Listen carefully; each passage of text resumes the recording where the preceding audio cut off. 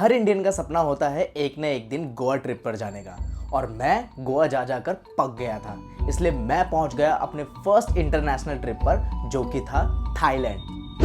यहाँ जाने का भी काफी लोगों का सपना होता है, तो आओ मेरे दोस्त इस सपने को पूरा करते हैं 4 कदम के साथ।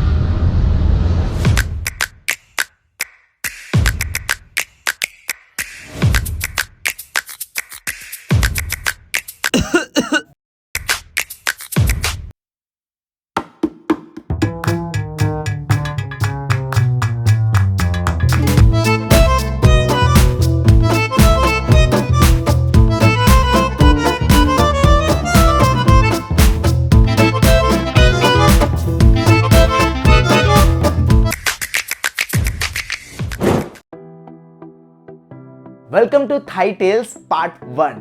इस वीडियो में हम लोग बात करेंगे कि भाई आखिर ट्रिप प्लान करें तो करें कैसे। तो इस वीडियो के सबसे मेन पॉइंट रहेंगे कि मेन डॉक्यूमेंट्स आपको क्या चाहिए और चीपेस्ट फ्लाइट्स भाई कहां से बुक करें। तो आइए सबसे पहले बात करते हैं इंपॉर्टेंट डॉक्यूमेंट्स की, जिसमें नंबर 1 पर आता है वैलिड पासपोर्ट। जी हाँ, आप कहीं भी जाओ किसी भी कंट्री में आपको पासपोर्ट तो चाहिए ही होता है। तो भाई जब तक आपके हाथ में पासपोर्ट ना हो ट्रिप प्लान भी मत करना। और जिन लोगों को अपना नया पासपोर्ट बनवाना है वो नीचे दी गई वेबसाइट पर जाकर अप्लाई कर सकते हैं। नंबर 2 पर आता है वीजा।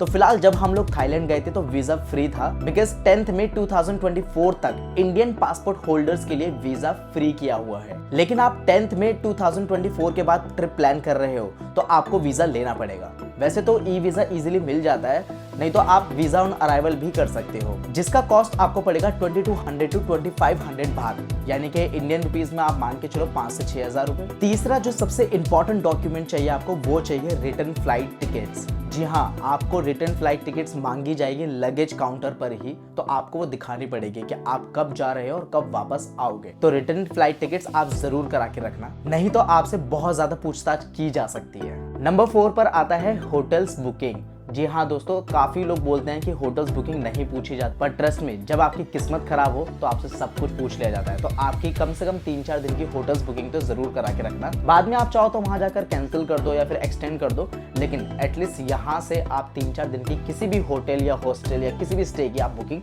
करा के रखना, क्योंकि इमिग्रेशन पर आपसे वो बुकिंग की डिटेल्स पूछी जाती है। 5th डॉक्यूमेंट आपको चाहिए ट्रैवल इंश्योरेंस। ये डॉक्यूमेंट आपसे पूछा नहीं जाता या कहीं पर भी मांगा नहीं जाता, बट आपके पास होना बहुत जरूरी है, क्योंकि आपके ट्रैवल में किसी भी तरीके की मिस हैपनिंग हो सकती है या फिर लगेज को लेकर आपके साथ कोई भी प्रॉब्लम हो सकती है। तो तब जाकर आपका ये जो डॉक्यूमेंट है ये आपको बहुत काम आता है। तो गाइस ये सिर्फ 500 से 600 तक का ही ट्रैवल इंश्योरेंस मिलता है, तो प्लीज आप इसको लेकर रखना। 6th और लास्ट डॉक्यूमेंट आपको चाहिए आपकी लोकल आईडीज, जैसे आधार, पैन कार्ड, ड्राइविंग लाइसेंस। तो ये सब चीजें भी रख लेना। वैसे ये सब चीजें आपसे कहीं पर मांगी नहीं जाती हैं, बट स्टिल आपके पास होनी चाहिए। जैसे फॉर एन एग्जांपल आप कहीं पर स्कूटी रेंट करते हो तो आपके पास लाइसेंस तो होना ही चाहिए। ऑल्दो किसी भी कंट्री में फॉरेनर्स का जो मेन आईडी होता है वो पासपोर्ट ही होता है, बट स्टिल आप ये लोकल आईडीज भी अपने पास रखना। तो बस यही थे कुछ इंपॉर्टेंट डॉक्यूमेंट्स जो किसी भी इंटरनेशनल कंट्री के लिए बहुत ज्यादा जरूरी है।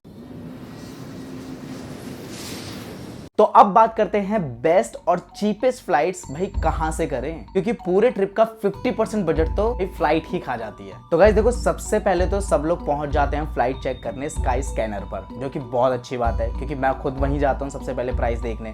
तो वहां जाकर आपको प्राइस का अंदाजा हो जाता है कि भाई कितने की फ्लाइट्स आ रही हैं। लेकिन सिर्फ स्काई स्कैनर पर ही चेक मत करो, क्योंकि और भी बहुत सारी वेबसाइट्स है जहां से आप फ्लाइट्स के प्राइस को कंपेयर कर सकते हो, जैसे कि tour.in, kayak.co.in, momondo.in etc. And please avoid booking flight from Paytm, Make My Trips, GoIbibo, Google Flights, because यहाँ पर सबसे ज्यादा महंगी फ्लाइट्स मिलती हैं आपको। एंड इन वेबसाइट के चार्जेस भी काफी ज्यादा होते हैं। हाँ, आपके पास अगर इनके कूपन कोड्स पड़े हैं तो आप कर सकते हो, तब बात अलग है। एक और ऑप्शन है, आप थाई एयरलाइन से भी प्राइस चेक कर सकते हो, क्योंकि वहां पर भी काफी सारे ऑफर्स चलते रहते हैं। तो इनकी भी काफी सारी एयरलाइंस है, जैसे कि Thai Airways, Thai Smile Airways and Bangkok Airways. तो यहाँ पर जाकर भी एक बार प्राइस चेक कर लेना, जहां आपको बेस्ट प्राइस मिलता है आप वहां से फ्लाइट कर सकते हो। सो गाइस, फिलहाल इस वीडियो को यहीं खत्म करते हैं, और हमारे नेक्स्ट थाई टेल्स वाले एपिसोड में आप जानोगे कि बेस्ट स्टेज, होटल्स या फिर हॉस्टल्स आपको कहाँ मिलेंगे और उनको कैसे बुक करना है, साथ में आपके लगेज में क्या क्या चीजें अलाउड है जो आप ले जा सकते हो, और आपको कितना पैसा ले जाना कंपलसरी है, एंड बेस्ट मनी एक्सचेंजर आपको कहाँ मिलेगा,